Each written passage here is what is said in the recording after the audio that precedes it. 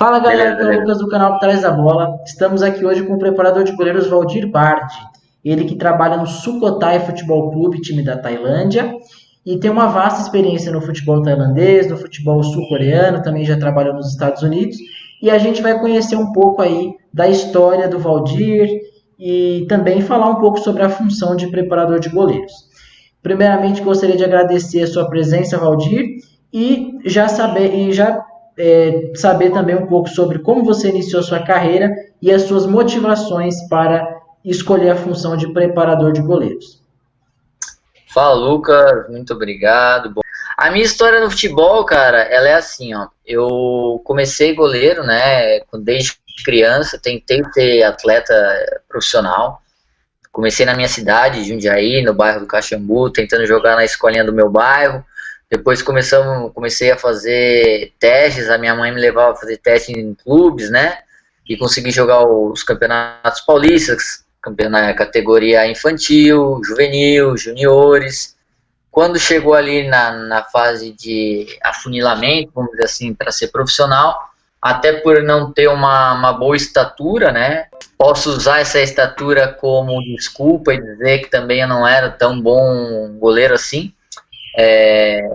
Comecei a perceber que não ia conseguir jogar no nível que eu tanto sonhava. Então aí foi onde eu comecei a buscar informação, né? Comecei a estudar um pouco mais a preparação de goleiro, mesmo não tendo tanto conteúdo a se estudar, né? Ainda mais no começo, estou falando de muito tempo atrás, 20 anos atrás, e a internet estava começando, livros muito difícil de achar, cursos então eram escassos, né? Não eram como hoje que a gente vê cursos e mais cursos por aí, online, presenciais, palestras, enfim, era muito difícil. E a gente foi buscando, né? Batalhando.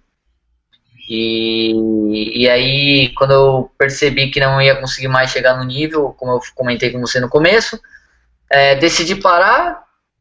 Coloquei para mim que ia fazer educação física para conseguir a oportunidade. Quando eu fiz a faculdade, quando era para eu começar a minha faculdade, eu recebi uma proposta da Coreia do Sul e aí acabei trocando os estudos pela oportunidade de trabalho. Foram 5 anos de Coreia do Sul, onde eu aprendi a falar a língua, né, o sul-coreano, aprendi a falar o inglês e comecei a estudar um pouco mais de outras culturas, né, a preparação de goleiro. Fiquei 5 anos na Coreia do Sul, depois eu vim para a Tailândia, onde eu estou indo para o meu 8º ano de trabalho já, e na Coreia do Sul eu fiquei só trabalhando nas categorias de base, agora aqui estou indo para o meu 8º ano como profissional. Nesse meio tempo também dei clínicas nos Estados Unidos, né? Na cidade de Denver, no Colorado, Nebraska. Tive passagem 2 anos lá. E estamos aí, estamos buscando mais informação. Estou fazendo alguns cursos aí, estou fazendo o curso da ATFO, que tem me ajudado bastante, sempre procurando informação, sempre tentando acompanhar a evolução do futebol. Porque, então, assim, nesse meio termo também criamos o Voa Goleiro, né, que é um blog bastante conceituado sobre a preparação de goleiro, né? Eu com o meu co-idealizador e meu amigo Roger Costa. É isso um pouquinho mais ou menos da minha história no futebol. Certo. E eu queria, assim, acrescentar aqui, saber também, você comentou aí do Voa Goleiro, você consegue passar para a gente, assim, a ideia desse projeto, como é que foi desenvolver e qual que é também o objetivo desse projeto? Certo. A ideia do Voa Goleiro ela é muito simples, né? O que acontece? A gente vê que a própria televisão, a própria mídia, ela meio que não nos respeita. Essa que é a verdade, não respeita os goleiros. Muito comentarista fazem comentários até maldosos, baseados em, muitas vezes, achismos, né? E o Voa Goleiro, né, foi criado com a ideia de levar a informação, mas não só levar informação ou entretenimento. A ideia sempre foi levar informação de qualidade para quem quisesse, porque assim era eu, né, há uns anos atrás. Eu queria buscar essas informações e não conseguia, não achava. Então, baseado nos meus estudos, né, com a ajuda de outros preparadores de goleiro que tentam e querem divulgar o trabalho deles, artigos, informações e até bastante entretenimento, né, que hoje até a página é voltada bastante também para entretenimento, veio com essa ideia, né? E lógico, com tudo isso, né, divulgar os goleiros que buscam o seu caminho, que buscam respeito, que buscam reconhecimento, colocar também, dar um espaço para eles dentro da página, porque a gente sabe o quanto difícil é conseguir essa atenção do público e, mais que isso, de forma geral, conseguir o respeito, né? E queria que você falasse um pouco qual a importância do trabalho seu como preparador de goleiros dentro do esquema tático de um time. Certo. Bem, primeiramente eu acho que a gente, né, abordando a parte da importância do goleiro dentro do esquema tático, né? Hoje, se você olhar as maiores equipes do mundo, tem os seus goleiros como exemplos, né, como jogadores importantes dentro da equipe, né? E aí a gente pode citar o Alisson no Liverpool, nós podemos citar o Ederson no Manchester United, nós podemos citar Oblak dentro do Atlético de Madrid, nós podemos citar Manuel Neuer no Bayern de Munique. Só para você, são só alguns nomes, né, de alguns clubes que se tem esses goleiros como imagem. E lógico, independente do modelo de jogo que você jogue, se você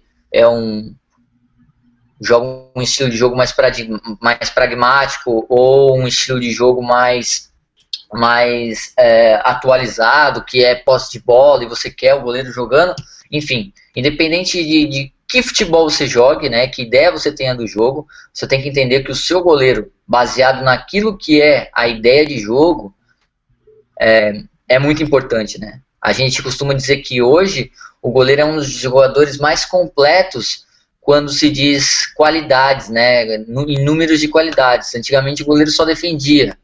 Hoje o goleiro, ele não só defende, como ele também joga, né? Os jogadores só jogam, né? E lógico, e ainda você começa fracionando esse assunto, você começa a colocar parte tática de defender zonas, né? Começar jogadas, manter a posse de bola, se é o caso de jogar um jogo de posse de bola, enfim, são inúmeras questões na qual o goleiro hoje está inserido, né? E pro bem do futebol tá inserido no jogo, né, Lucas? Qual que é a importância do trabalho do preparador de goleiros dentro da equipe, dentro do esquema tático? Eu acho, certo. Eu acho que o preparador de goleiro, ele é o elo, né? Ele tem que, primeiro de tudo, saber o que o treinador quer, para daí sim você ter uma ideia de trabalho, você alinhar a sua ideia de trabalho. Não tem porquê eu querer trabalhar passes e mais passes com os meus goleiros se o meu treinador quer que o goleiro somente faça ligação direta e defenda a baliza. Então não faz questão de eu trabalhar passe. Então isso tem que ser muito bem conversado, muito bem organizado, até para que o preparador de goleiro alinhe isso com os seus goleiros, né? E a partir desse momento que se tem essas ideias pré-definidas, então aí eu consigo trabalhar. Vamos lá, vamos pegar um exemplo então que eu trabalho com um treinador e esse treinador quer que o meu goleiro jogue com a equipe, né? Ele é a peça fundamental na parte de construção de jogo, ele é um goleiro que é peça fundamental para manter essa posse de bola, então lógico, eu vou ter que trabalhar o meu goleiro, né? A parte tática dele, para saber quais são as funções dele perante essas ideias de jogo. Tá, eu quero sair jogando, mas como quero sair jogando? Quais são as opções de passe? Se eu toquei no meu zagueiro do lado direito, para onde eu tenho que me mover? Porque eu não posso tocar a bola e ficar parado na frente do gol. Para onde eu tenho que mover? Eu tenho que também dar linha de passe para esses atletas. Então, você começa a estimular esses atletas, né? E quanto mais funções eles têm, mais estressante é o jogo para o goleiro. Então, aí a gente já sai da parte tática para entrar nessa parte psicológica, para o goleiro saber gerir muito bem, né? Porque até nesse processo é normal que se obtenham falhas, né? Então, como que esse goleiro gerencia a si próprio perante essas falhas, né? Ainda mais no momento de transição. Por exemplo, na seleção, às vezes o pessoal se pergunta quem que escala o goleiro, quem que escala o Alisson, principalmente no começo, quando o Alisson ainda não era considerado o goleiro que é hoje. É o Tafarel ou é o Tite? Então, quem que escala o goleiro? Depende do técnico, vocês interferem muito nessa questão de escalação do goleiro, como é que funciona? Eu tive muita sorte de todos os clubes que eu trabalhei profissionais, né, aqui na Tailândia, que primeiro foi com o treinador brasileiro, né, o Mano Pelkin, e agora com o treinador tailandês, né, eu tive muita sorte que eles me dão total autonomia para escalar os goleiros, né, mas eu sei que nem sempre é assim. Eu acredito que a nível de seleção brasileira, eu acredito que não é somente o Tite nem é somente o Tafarel. Eu acredito que os dois, em comum acordo, né, juntos pensando no melhor da equipe, o que cada goleiro pode render e qual o momento de cada goleiro render, eles devem juntos decidir quem é que joga, entendeu, Lucas? Entendi. Como é que você vê essa nova fase de goleiros que jogam com as mãos e com os pés e se isso altera alguma coisa no seu trabalho? Então, eu acredito que nós temos que entender bastante um contexto em qual nós estamos inseridos, né? Primeiramente, se eu trabalho na categoria de base, quanto maior forem os estímulos que eu der para o meu goleiro, lá na frente, independente do estilo de jogo que escolher, ele vai estar preparado para jogar. Isso falando em contexto de categoria de base. Se eu trabalho na categoria profissional, eu tenho que entender qual que é o estilo de jogo que o meu treinador quer. E aí meu treinador, olha só, Valdir, eu quero sair jogando, meu estilo de jogo é esse, e aí eu quero que o meu goleiro exerça essa função a partir do momento que eu quero manter a posse de bola e a partir do momento que eu quero construir uma jogada. Então aí sim, eu vou sentar com o goleiro, nós vamos começar a montar treinos, né, dentro de cada individualidade do atleta, nós vamos saber também de que forma gerir melhor esse treinamento, entendeu?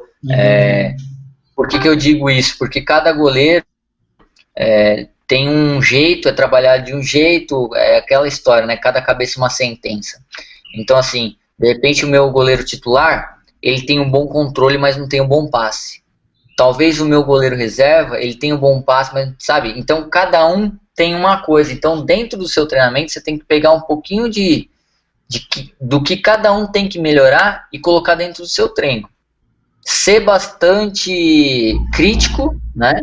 Com respeito, né? Saber fazer as críticas sempre produtivas, pensando na evolução do atleta e ser bem sincero também. Olha só, a ideia de jogo é essa, nós não podemos omitir, né? Eu acho que, por exemplo, nós temos que, de repente, quando nós temos a bola, não é só rifar a bola para frente. A partir de agora, nós temos que buscar uma quebra de linha, né? Da primeira linha de pressão. Eu tenho que esperar o cara vir dar o bote em mim, porque eu sei que alguém vai ficar livre, e aí com a superioridade numérica eu vou conseguir fazer esse passe sair limpo para o jogo. Então tudo isso é muito importante, mas sempre lembrando que tudo depende do contexto em qual você está inserido no trabalho. Agora, com relação à categoria de base, você é a favor do preparador de goleiros trabalhar a parte, assim, trabalhar tanto com as mãos quanto com os pés? Ou você, como é que você pensa isso? Eu acho que é muito da filosofia do clube, né? Se o clube é um clube que quer formar atleta para vender para time grande, né? E esse time grande que ele quer formar o atleta é do Brasil, então no Brasil é um futebol mais pragmático. Então, lógico, né? Eu não vou precisar tanto dar essas informações. Agora, se eu quero formar um goleiro a nível de Europa para jogar na Europa, aí sim, né? Mas por ser jovens, por estar falando de jovens, né, de formação, eu acredito que quanto maior for os estímulos que a gente formar os atletas, né, quanto maior for o repertório deles, maior vai ser para o futuro dos próprios, entendeu? Então, se o treinador quer que o goleiro jogue com os pés, se o treinador não quer que o goleiro jogue com os pés, se lá na base ele já foi trabalhado das duas maneiras, você deu esses dois estímulos para ele, então ele vai conseguir lidar melhor com aquilo que vão querer dele. Então é você trabalhar de forma mais global possível, né? A gente coloca bastante hoje também a inteligência, né? A inteligência do atleta para resolver os problemas dele da melhor forma, independente de jogar ou não com os pés. Você tem que estar pronto, você tem que ter uma boa leitura de jogo, você tem que entender de parte tática de jogo para você saber bem o que é que você representa ali na hora do jogo, entendeu? Certo, entendi. E eu também queria saber de você, agora uma questão mais assim de opinião. Você acha que o goleiro, não só no Brasil, mas no mundo, ele é desvalorizado? Só o que você pensa sobre isso? Eu acredito que é muito cultural, Lucas. A partir de 1990 foi que a gente começou a produzir goleiros, né? E nós estamos agora em 2020, né? Até sendo bastante comentado a qualidade do goleiro que nós estamos produzindo atualmente. Mas por cultura, nós nunca tivemos cultura de formar goleiro, né? Já a Alemanha já tem uma cultura de formar goleiro. Por muitas vezes na Alemanha, as crianças querem jogar no gol, né? Porque já vem da cultura deles. Então, lógico, se você é de uma cultura de produzir goleiro, com certeza o seu goleiro vai ter mais voz de comando, vai ter mais respeito, vai ter mais imposição. Se não, você não vai ter isso. Eu acredito que seja muito cultural. Acredito também que com a informação hoje em dia, apesar que a televisão brasileira ela deixa muito a desejar em questão de qualidade de informação quando o assunto é goleiro, você consegue ter as informações de qualidade que a gente tanto fala, entendeu? Então hoje se uma pessoa quer entender um pouco mais de goleiro, o próprio Voo Goleiro é um bom lugar para você estar tentando entender um pouquinho mais. Mas eu acredito, para finalizar mais uma vez, que a minha opinião é que isso é muito cultural. Do mesmo jeito que o Brasil forma muitos bons atacantes, né? E aqui no Brasil, no caso, os atacantes têm muito mais voz, né? Tem muito mais respeito, é porque lá atrás se trabalhou isso, né? Se formou isso. Como lá na Alemanha também, os goleiros têm muita força porque é de uma cultura de goleiro. Então, novamente, para finalizar, eu acredito que a cultura é muito forte nesse sentido. E uma última pergunta. Para você, quem que é o melhor goleiro do mundo atualmente? Se é que dá para eleger um. Cara, olha só, eu sou muito fã do Oblak, né? Para dizer, se falando de goleiro, né? Porque o Oblak, a gente sabe que ele é um goleiro que somente defende. É como o pessoal diz hoje, brinca, né? É o goleiro raiz, né? Então, eu acredito que o Oblak seja o melhor, até porque os números o põem nesse posto. Porém, quando a gente fala de goleiro global, né? Que tem as maiores qualidades, eu acredito que o Alisson está um passo à frente. Tanto é que algumas semanas atrás, aquela assistência para o próprio Salah mostrou a qualidade dele não só de defender, mas também a qualidade de jogar. Então eu citaria esses dois, porque são dois goleiros, né, de estilos diferentes, um goleiro reativo e um goleiro mais proativo, sendo eles essenciais para a sua equipe, que respondem, né, tudo que a gente conversou nessa transmissão, tudo aquilo que é a ideia do treinador, que são ideias diferentes, com goleiros diferentes, porém os dois atuando no mais alto nível, né? Com certeza. Então, Valdir, eu gostaria de agradecer a sua participação aqui no nosso canal. É muito importante aí ouvir um preparador de goleiros, conhecer um pouco mais do trabalho do goleiro e desejar uma boa sorte aí para você no futebol tailandês, né? A temporada tá para iniciar e você tem algo para acrescentar? Lucas, eu queria só agradecer você pela oportunidade mais uma vez, porque a gente sabe que é difícil as pessoas que pensam no goleiro, é difícil ver pessoas que entendem qual é a importância de um goleiro dentro de uma equipe. Então, primeiramente, obrigado, parabéns aí pela atitude, pelo canal. Eu tive pesquisando, gostei bastante das entrevistas, assisti algumas das entrevistas e para o pessoal, né, o que sigam, que primeiramente sigam a minha página pessoal, Bard Coach no Instagram, e depois, lógico, o nosso Voa Goleiro Oficial no Instagram e também no Facebook. Muito obrigado, Lucas. Agradeço de coração. Valeu. Muito obrigado. E vamos deixar aí na tela para vocês aí as páginas do Valdir também. Não se esqueça então de se inscrever no canal, compartilhar com os amigos, dar um like. E muito obrigado aí pela participação de todos.